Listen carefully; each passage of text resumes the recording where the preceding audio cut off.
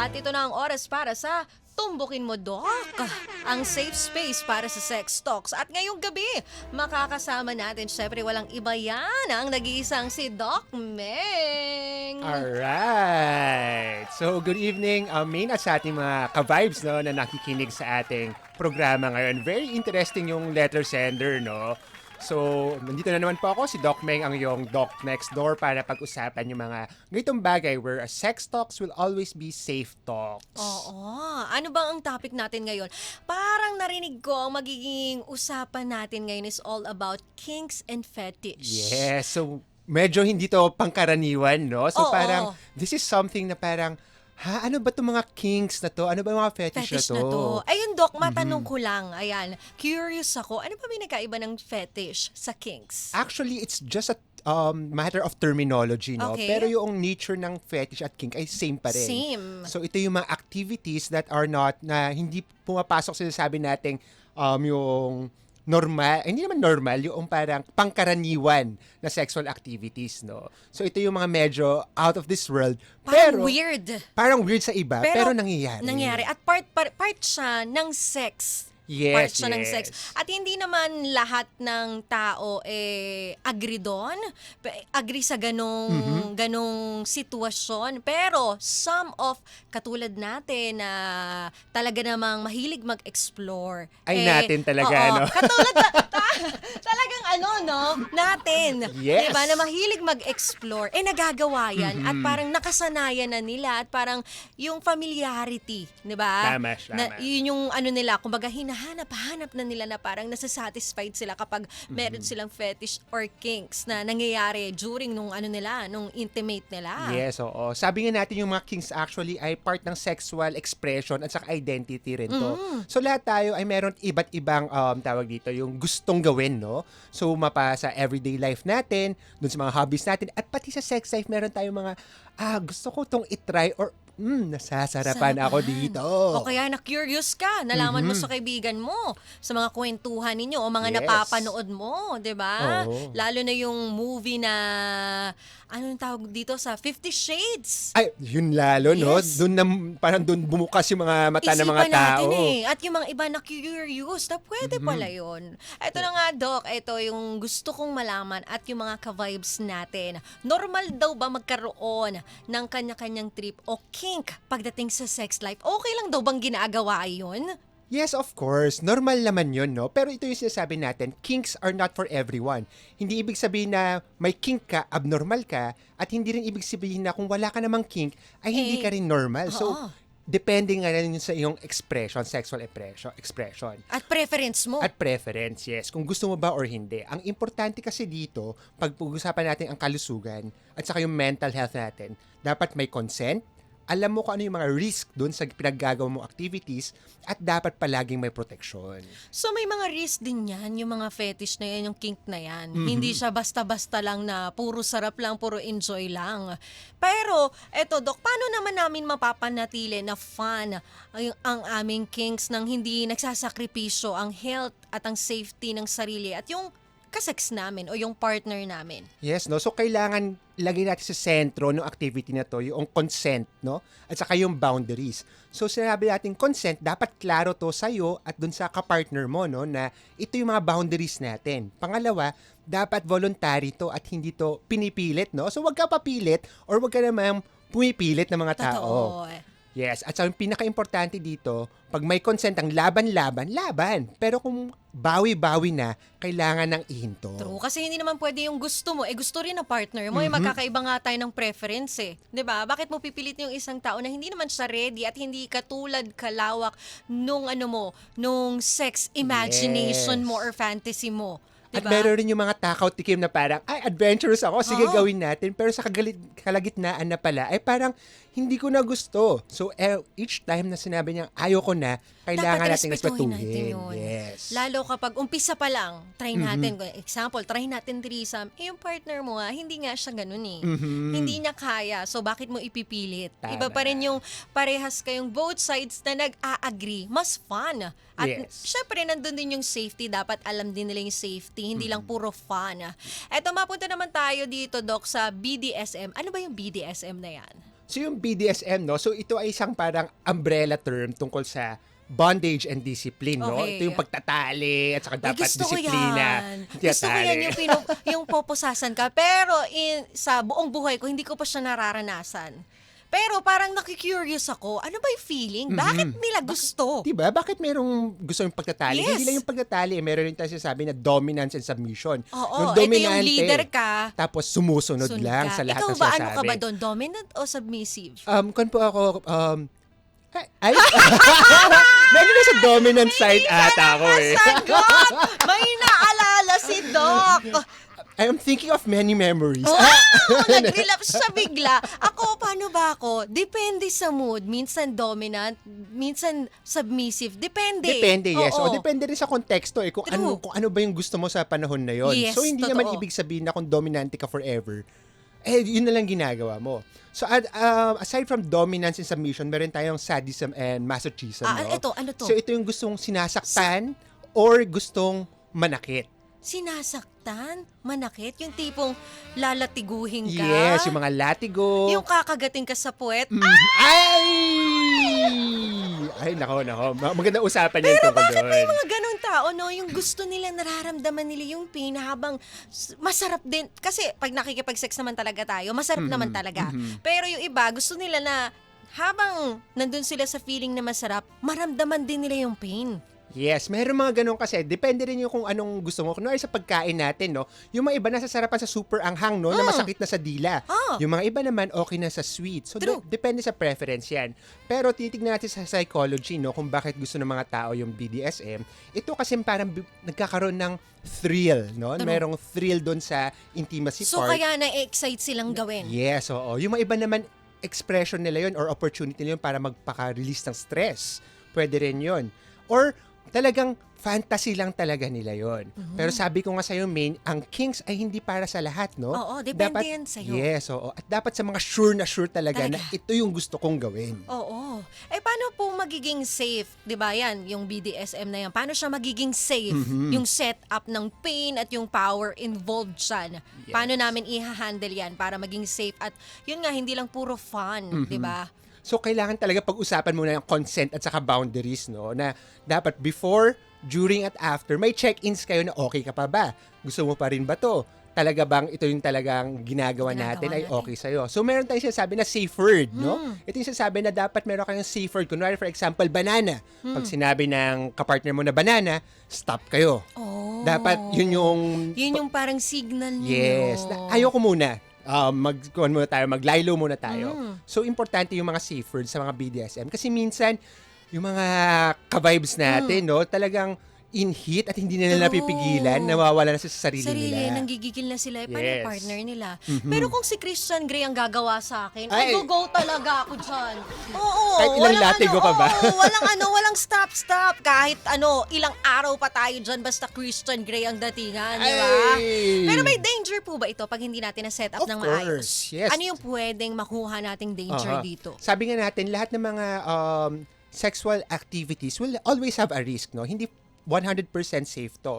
So, for example, yung mga choke me daddy. Mga Choke ganyan, me. diba? Choke me more. Choke me daddy. Diba? Parang ipitin mo ako sa biceps mo. Yung mga Alam mo, ganyan. gusto ko yan, Dok. Nakikita ko yung biceps. Ay, naalala ko. Oo. Tapos pawis-pawis pa yung Oo, biceps. diba? Oo. So, merong mga, kung pa rin tayo dito, meron tayong risk of asphyxiation o yung wala ka na hinga, syempre, dahil choke mo nga Syempre. siya. So, pwedeng kang magkawala ng malay at pwede rin magkaroon ng kumatagal, no? At hindi na proseso na mabuti. Pwede magkaroon ng brain damage kasi wala ng oxygen sa utak. Maliban doon, pwede rin magkaroon ng mga external wounds, no?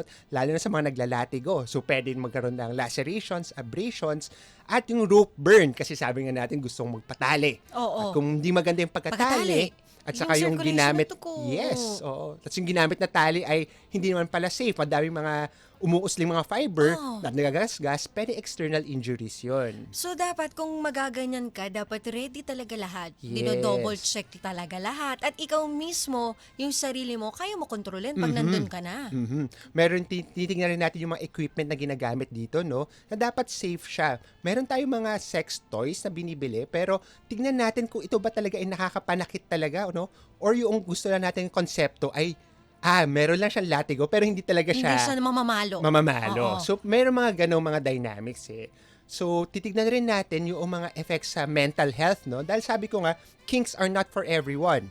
So, pwede magkaroon ng trauma yung ang kapartner mo o anxiety o takot na sa intimacy katulad yung sa letter sender natin na parang Oo. ayaw niya na muna makita si Na-trauma Deo, siya. na-trauma siya. Na parang, hindi nga kasi siya ready sa threesome eh. So, para lang dahil sa, alam mo yun, yung laging kasabihan, mahal ko siya, wala akong magagawa.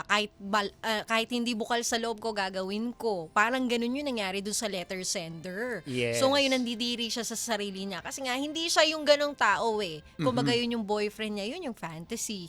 Yeah, so kailangan talaga open yung communication. Consent. At dapat, sabi ko nga, dapat may check-ins before, Yes. during, and after. Dapat may processing pa rin to. Hindi binibigla. Lalo na at parang first time pa ata noong Oo. letter sender natin. So, first and last niya na yun, imbis na makaulit pa ulit, di ba? Ay! Hindi na Hindi niya na nakaulit. na-enjoy. Oo, na-trauma na Yes. siya.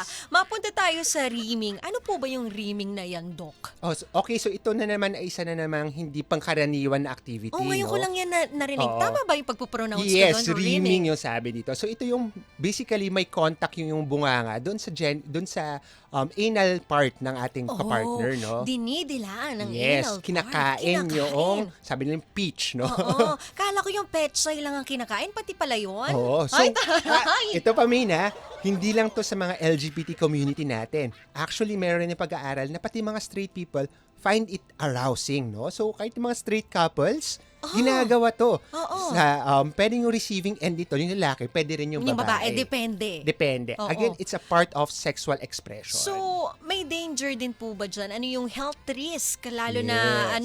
tawag dito, oral contact. May makukuha po ba tayo dyan na hindi kaaya-ayang sakit? Of course. Oo, meron pa yung mga risk talaga nito. Ano yung mga risk dito? Siyempre, meron tayong mga pwedeng magkakaroon tayo ng bacterial infection. Dahil, sabi nga na natin, kinakain mo yung labasan ng dumi, no? Oh my gosh. So, pwede magkaroon ka ng diarrhea after kung hindi talaga malinis. Pwede ka magkaroon ng mga infection. Pwede rin magkaroon ng mga STI, yung mga sexually transmitted diseases infection. natin. Oo, katulad ng gonorrhea, herpes, at syphilis. Lalo na kung merong sore or lesion yung partner natin, no? Oo. At saka kung may mga sugat, pwede rin kasi pumasok doon yung mga different virus at Totoo. bacteria. Yes. Pero yun nga, sabi ni ka-vibes nating Bien, buti na lang daw, hindi daw siya tinatabla nun. Pero nung nalaman niya na to, mag-iingat na daw po siya. Oo, kailangan. Hindi na daw po siya didila ng ano. Oo, yun na yun. Yes. Oo. At doon naman sa mga ka-vibes natin, no, na into this particular activity, dapat maging safe pa rin tayo, no? So, okay pa rin siyang gawin, pero dapat is safe. Safe. Oh, so anong gagawin? Dapat malinis talaga yung area, no? Linisin natin. Yes. So hygiene number 1. Number 2, kung meron ka na nakikitang lesions o merong pagkakaiba doon sa itsura nung puwet natin yung rectum, wag na. Stop paano muna. yun, Dok? Madilim. Hindi ko makikita, hindi ko ma-check. So, paano ko malalaman? Dito, Pag iba yung lasa. Oo. bakit parang may sauce, ganon? Oh, di ba? Bakit ganun yung ano? Ay, hindi ko maipinta yung lasa, kakaiba. Yes, pwedeng ganon. Oh, dahil sa open communication rin, dapat open rin tayo dito. Tapos kung ikaw ay may singaw, no, or meron kang mga lesion sa bunganga, wag muna. At pinaka-importante main pa rin is to have regular STI screening sa'yo at sa partner mo. Partner mo. Yun yung palagi namin sinasabi, dapat alam natin kung ano yung status natin. Oo. Eto, Dok, may mga babae, di ba, na napuputukan. Ay, Napuputukan sa mukha. May ibang lalaki na gusto pinuputok sa bunganga ng babae. Kasi nga parang yung libido nila mas lalong tumataas, di ba? Yung Yes. parang talaga namang nandun na sila sa tugatok ng sarap. Ito po ba, malinis po ba ito? Tama po ba ito na sa bibig at sa mukha pinuputok? meron kasi iba talaga na na-excite talaga doon, True. no? Sabi nga natin, kung medyo dominant yung tao at gusto niya yung gawin, it adds to the sexual activity, no, and Yes. pleasure. But we also need to think, medyo nagbibinata ako, kailangan rin natin tingnan na may risk rin ito, no? So, hindi talaga zero risk yung pagputok dun sa labas, sa mukha, no? Oo. So, lalo na kung merong sabi nga natin, kung may singaw o sugat sa bibig or mga discharges, wag na natin gawin dahil ibig sabihin nito, baka may infection na at kailangan iwasan yung mga ganito mga activities. Paano po yung mga nagsaswallow? May mga ganun eh. Yun po ba, safe po ba yun? Actually, sabi nga natin, hindi siya hindi natin masasabi na walang risk yung mga yon. Lalo na kung meron nga tayong STI, no? Kasi meron tayong sinasabi na oral rin na gonorrhea. Yes. Meron tayong mga oral So, infections. pwede makuha yun kahit sa swallow nung nila, Yes. nilalabas nilang similya? Pwede, no? O sige, spit na ako ngayon. Charis! Pero sinasabi naman natin, May, no? Lalo na sa mga couples na talagang nagpapa-check talaga every now and Oo, wala often, kang regular. ikakatakot. Wala kang ikakatakot. Kaya, importante yun ka-vibes. Kung ganyan kayong klase ng tao, mahilig kayong mag-explore, lumunok-lunok, magpasubo, dapat magpa-test muna kayo. Test, para alam nyo kung ano yung status ninyo, para Yes. na-enjoy nyo yung sex life ninyo, di ba? Tama. At dun sa mga ka-vibes natin na gusto talaga sang oral sex, no, yung activity na to, pwede naman natin gawin to habang may condom. So, meron rin mga tao na appreciative rin sa mga ganung bagay. Bagay. Kasi may boundary, may kanyan parang it's a boundary sa pagkaroon ng infection mula dun sa lalaki at saka sa babae. Totoo yan. Ito, may nag-message sa atin. Galing kay Jessa, ka-vibes natin si Jessa ng Quezon City. Pwede pa gumawa ng safe alternatives kung hindi komportable sa swallowing o facial. Ay, taray no facial Yes, oo, para ko, no? Collagen mask. True. Pampabata. Sabi nila wag daw aksihin yun kasi may daw yun, protein. Sabi nila no protein at saka may Oo, sugar daw totoo ba yun? Actually, hindi pa rin recommended yan kahit may protein yan at saka may mga different components. Dahil hindi naman talaga siya skin regimen. True. So yung sasabi nila na, pahid mo para mawalan ka ng Oo. pimples, hindi totoo yun, hindi tama yun. No? So ano yung pwede nating i-alternative doon sa swallowing at facial? Tanong ni Okay. ka-vibes Jessa. Yes, so parang titignan kasi natin kung ano bang intent kung gusto bakit gusto doon sa iputok doon sa muka. Baka dahil sa dominante yung lalaki o Oo, dominante nandun na yung babae. siya sa oo. Oo, so pwede natin gawin mag-alternatives ng role-playing. Diba? Pwede tayong magkaroon ng mga different mga sexual activities na pwedeng hindi ipuputok sa muka, pero the same pa rin yung level of dominance. So, pwede tayong magkaroon ng konting mga utos-utos. Yung mga pagiging dominant at submissive. Pwede natin gawin yon dahil dun sa mga paraan na yon, hindi magkakaroon ng infection. True. Pagdating naman sa mga sex toys, lalo na yung mga malalaking sex toys, yes. o kaya yung katulad ng fisting, ayan po ba, safe din po ba gamitin yan o gawin yan? Yes, doon. Dahil yung mga very adventurous, gusto true. yung mga malalaking sex toys Oo. talaga. Diba? Yung mga Oo. malalakihang, mga, anong tawag doon, Dok? Mga Dildo, yung sabi nga dildo. nila, yung mga devices natin, no? True. So, ibig sabihin ng paggamit nito, this is a very high-risk sexual practice, no? So, mas mataas yung chance talaga na magkaroon ng injury dun sa tao. Kasi usually naman, hindi naman umaabot ng ganong kalalaki, mga Sa totoong tao, 15 inches, Oo. yung mga ganyan. Hindi talaga umaabot sa ganon, yung normal na anatomy natin. So, kung ganon na kalalaki yung mga ginagamit, higher yung risk natin for injury and possible infection because of that injury. So, pwede tayong magkaroon ng sugat sa loob, pwede tayong magdugo, at saka mas mataas yung STI risk natin dahil doon sa mga openings nga natin, diba, main pinag-uusapan natin, kung meron tayong mga sugat sa loob, pwedeng pumasok pasok doon. doon. Yes. Pwede kang magkasakit ng dahil doon. Tas di mo pa nilalagyan ng lubricant yung sex toys mo. Tama. Diba? No? Wala sobrang grabe yung friction. Yung friction. Pwede talaga magkaroon ng injury. True. So, So, maraming ang- risk din. Yes. So, parang sinasabi ko nga, kung talagang kink nyo yun, dapat hindi agad-agad, no? Kailangan kondisyonin yung sarili para hindi magkaroon ng mga injuries. At pag-isipan mabuti kung gusto ninyo at gusto rin talaga ng partner Partner mo. mo. Pagdating naman sa mga partner na mahilig sa adventurous, mahilig magsaya when it comes sa sex, ito yung may tinatawag tayong chem fun o chemical fun ba ito? Yes, no? oo. So, Ito po ba, ano to? May risk bang maidudulot yan sa health natin? of course, no? Yung Ano po ba yung chemical fun Chemfun, na yan? oo. Parang bagong linggo to na. Okay. Tara, Chemfun tayo. Ibig sabihin nito, gumagamit sila ng illegal na droga to increase the The sensation or the libido or even the experience itself, no? So mag-alter medyo yung pag-iisip mo dito Ang keyword dito is illegal drugs kasi yung ginagamit nila, which is not good. It's a no-no. So anything na illegal drugs, it's a no-no, lalo na pag sa sexual activity. Bakit, Main? Bakit po? Mawawala ka kasi ng control dun sa tamang pag-iisip. Isip. Ngayon, yung Kasi parang ka lang lumulutang, di ba? Oo. At talagang, nandun ka na sa idea na yun, hindi mo na iniisip, may consent ba na binigay sa akin or nag-consent ba ako doon? True. Kasi Yung nga high ka eh. High ka na, oo. Sabi nila, it adds pleasure daw, pero titignan natin na mas madaming effects to after because high risk ito sa infection ulit dun sa mga STI natin. High risk din tayo sa gender-based violence. At saka syempre, mawawala yung consent. No? So very, very hindi talaga Wag na. nire-recommend to. Mas masarap pa rin yung organic. Yes. Diba? Yung natural na nararamdaman ninyo. Diba? Yung gusto nyo parehas, hindi dahil nakadepende kayo sa chemical. Mas maganda yung natural hormones ang nilalabas ng True. katawan mo if you're having that intimacy. Yes, yun yung totoong koneksyon. Di Yes. ba? Natural na koneksyon. At speaking of ChemFun, say po ba ang paggamit ng poppers o yung inhalant na sinasabing nakaka-relax? Ano ba yun, Dok? Yun, yung sinasabi nilang poppers actually, parang Ano ba ito yung yung poppers na yan? sinisinghot to. Ito, sinisinghot siya para daw ma-relax yung tao, no? But this is actually a nitrite-based component, no, na gamot.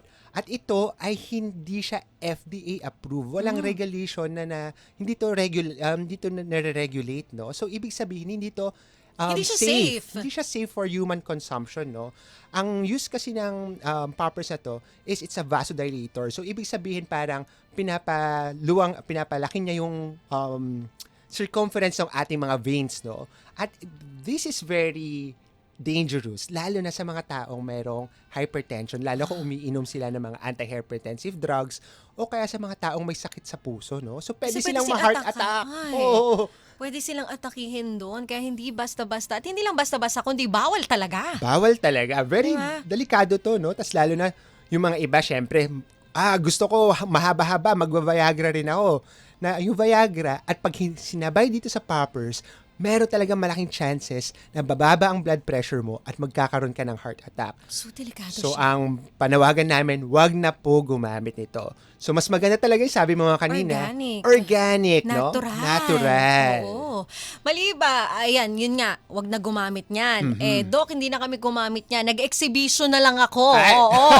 Eto ba, okay lang ba tong kink na ito, yung pag-exhibition na yan? Oo, so when it comes sa bed? May mga ganito rin na mga kasaka-vibes natin, no, na gusto lang magpakita ng kanilang sarili True. from head to toe. True. Ganyan, oo. Pero ito ay okay lang to pag consenting ka at saka yung mga makakakita sa'yo. No? So, kung consenting ba yung partner mo, kunwari doon sa apartment nyo, sa loob ng apartment niyo or sa loob ng unit nyo. Ngunit, hindi na to okay pag hindi consenting yung mga ibang tao. So, kunwari sa public, no, yung pupunta ka lang sa parke at papakita mo yung sarili mo, it's a big no, no? So, pwede ka actually makasuhan doon sa Safe Spaces Act. So, hindi talaga siya maganda. At kung doon pa natin ginagawa sa mga public spaces, hindi kasi hygienic to yun. Totoo no? yun. Diba? Napakadumi. Napakadumi. So, yung mga nagpapakita sa CR, Oo. hindi maganda yun kasi there are chances na magkakaroon ka pa ng infection doon. True. Ito galing kay ka-vibes nating si Jonathan ng Tondo, Manila. Ang tanong niya, Doc, normal lang ba na gusto ng partner ko na minumura siya habang nagtatalik kami? Ito yung mga Oo. wordplay, no? Yung parang, ang dami niyang sasabi, beep, beep, beep, beep. Oo, Ganon. ang sarap mo. Ganon. So, actually, normal lang naman yun, lalo na kung nasasarapan yung kapartner mo, no, or yung sexual partner mo. Because nawawalan nga minsan yung inhibition natin, na parang, ito yung expression ko, no. But, again, this boils down to open communication. Ngayon, kung hindi ka komportable, na pinagsasabihan ka ng mga ganong Kung sensitive ka. Kung sensitive ka at talagang ayaw mo talaga, pwede mong sabihin sa iyong partner na pwede bang iwasan natin yung mga words na yan dahil hindi ako nagiging komportable. Totoo. So, depende pa rin yan sa inyo. Kung hindi ka naman sensitive na tao at alam mong iniisip mo lang yung time na nun, dala-dala lang ng ano niya, ng init niya, Emotion. ng gigil niya. Yes, yes. Okay lang yan. So, dun pa rin papasok talaga yung communication dun sa relationship. Yes. So, tama yun. Eto naman, Doc, paano naman ang threesome o orgy? Tulad ng ating letter sender, ito nga yung naging topic natin kanina, yung threesome na yan.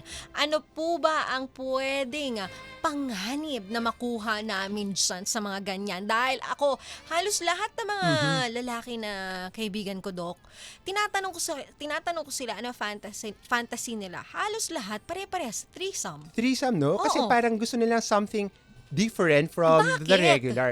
Kasi very adventurous Parang And again, parang it will assert their male dominance. Parang ganyan na Yung nakikita natin. ego nila mas lalong nabuboost as oo. lalaki. Pwede yun, no? At pwede rin na talagang gusto talaga nila mag-experiment kung ano bang feeling with another person. But again, Maine, this is not for everyone. Yes. Lalo na kung yung relationship nyo ay talagang Tight na talaga na, alam mo Exclusive yun, lang kayo. exclusive kayo, Mhm. tapos pipilitin mo yung partner mo, hindi nga siya yung ganun. Tsaka, ano yung mafe-feel ng partner mo, di ba? totoo. So, may ano rin po to, may effect din to sa relationship at sa health. Yes, meron. So, physical naman tayo. Dun sa, pwede tayong magkaroon kasi mas mataas yung STI risk natin. Lalo na kung yung kasama nyo na Kathreesome hindi mo alam kung anong history niya, yung sexual history niya.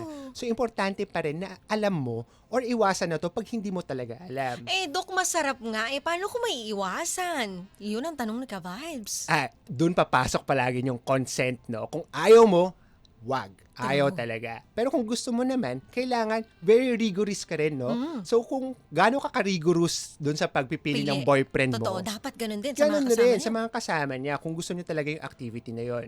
So, kailangan alam mo kung ano yung sexual history. Dapat may protection, no? Very important. Lubricant at saka yung condom natin. At dapat palagi kayo nagpapa-test para alam niyo yung status niyo.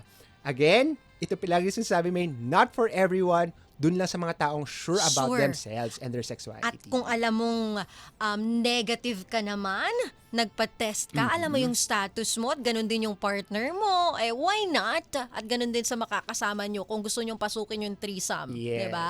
Ito naman galing kay Ka-Vibes nating Belen ng Quezon City. Dok, paano malalaman kung nagiging unhealthy ang kink sa relationship? Okay, no? So makikita na unhealthy na yung kink sa relationship pag ikaw mismo ay talagang hindi na komportable. So dapat alam mo yung level of comfort mo.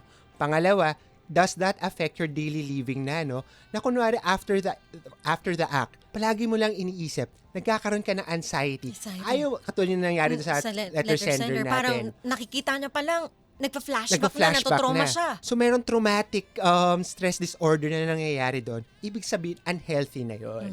Maliban doon, kung sa physical, bigla ka nagkaroon ng STI. Ay, hindi na red talaga flag. healthy. Yung mga kinks na yun ay dapat nang iwasan or kailangan i-divert na yung energy sa mas safe at mas Safe. productive na mga bagay. True, marami naman pwedeng gawin to add spice sa sex, di ba? Yes. Eto, ang foreplay po ba, part siya ng kink, Doc? Actually, ang foreplay pwede siya maging dagdagan ng kinky activities. Pero hindi ibig sabihin na ang foreplay ay kink. No? So, normal yun hindi naman diretsong laban ka agad. True. Hindi ka diretsong pasok agad. Kailangan mo muna i-prepare emotionally, mentally, at physically yung tao.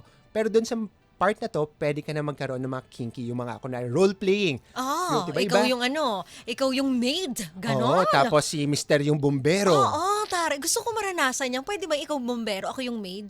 Pwede naman ako yung maid at kayo bumbero. Bakit, Doc? Baliktad! Grabe ka! Oo. Meron yung mga ganun yun talaga nagkakaroon rin ng switching ng roles, no? Kasi actually very, hindi siya rare. Na gusto nilang, yung minsan yung lalaki yung gusto maging submissive at yung babae Yung yung dominant. And there's nothing wrong. Basta, consensual, Consent. safe, Safe. at yung consent pwedeng bawiin at pwedeng i-push throughout the True. activity. Yung pagdila sa paa. Yun, Diba, no? may mga ganong lalaki, yung didilaan nila yung paa nung partner nila o fetish nila yung paa. Fetish yung paa. Kasi madami nakakita ng paa na ang sexy ng paa. Gusto kong dilaan, gusto kong ipahid sa mukha ko. Yung ipahid sa buong katawan ko. Okay lang po ba yun? Yung mga ganon? Again, merong risk pa rin yun, no? Lalo na kakainin mo kasi siya Lalo na kung madumi, galing palengke. True. Talaga magkakaroon ka Kasakit. ng sakit siyan. So, kailangan malinis pa rin kung gagawin to. At of course, consent palagi. Lagi. Ito naman galing kay Ka-Vibes na Siam ng Makati. Dok, paano po kapag long distance relationship? Anong klase ng kink po ang pwede sa amin? Yes, no? So, ako kasi may naka long distance relationship ako ngayon So, sabi nga natin, yung intimacy should always be there doon sa isang relationship, no? So, pwede kayong mag-video call, no? At least yun, wala masyadong risk for STI dahil wala talagang contact na True. nangyayari. So, pwede kayong magsabi kung anong gusto nyong gawin. anong gusto niyang gawin, pwede kayong visual, no, or audio, no. So ang ibig sabihin lang nito, basta consenting kayong dalawa at hindi to nakakaabala doon sa activities of daily living mo, True. pwede nating itong gawin. Oh, mga talk dirty to me. Ganon, di ba? Choke me virtually. Oo, di ba? Ayun, ang dami naming natutunan sa iyo ngayon, Doc. May gusto ka bang ipaalala sa mga ka-vibes natin na mahilig sa fetish, sa kink, dito sa BDSM? Yes, no. So sabi ko palagi yung inuulit, ang kinks are not for everyone. Ito lang ay sa mga taong very sure of their sexuality and activity. Yes. And are people who are very well informed. Yes. Kung wala kang kinks, okay lang Okay lang yan. yan. Normal yan. Yes. Vanilla is okay. Yes. So, ibig sabihin nito, ang healthy sex ay yung may consent ka, may protection, at may malasakit sa sarili at sa partner. So, it always boil down to consent, open communication, and a healthy lifestyle. Yes. So, ayan, maraming salamat, Doc. Kaya na, protection, consent, at maging responsable, hindi lang sa sarili mo, kundi ganun din sa partner mo at kasama mo. At syempre, para mas maging masarap lagi ang intimate, wala kang iniisip, test your status. Know your status. Diba? So, meron po tayong mga health facilities sa buong Pilipinas, yung ating mga government facilities at primary care facilities na pwede nyong bisitahin para magpa-check ng inyong status, ng STI status nyo, at mga advices, no, sa ating mga healthcare workers. And don't you worry kasi very discreet po yan. Lumabas kayo dyan, walang makakaalam na pumasok kayo doon. At libreng-libre lang yan. Libre. Oo. Ayan, maraming salamat, Doc Meng. Ang dami naming natutunan. Ayan, I'm looking forward sa susunod na Wednesday. At ganun din yung mga ka-vibes natin, aabangan daw nila yan. Kaya tumuto kayo kapag sapit ng 10:30 to 11 ang Tumbukin Mo, Doc, ang safe space para sa sex talks na dito mo lang mapapakinggan sa programang Main Event. Hatid sa inyo ng 92.3 FM Radio Manila, your favorite music radio, ka-vibes.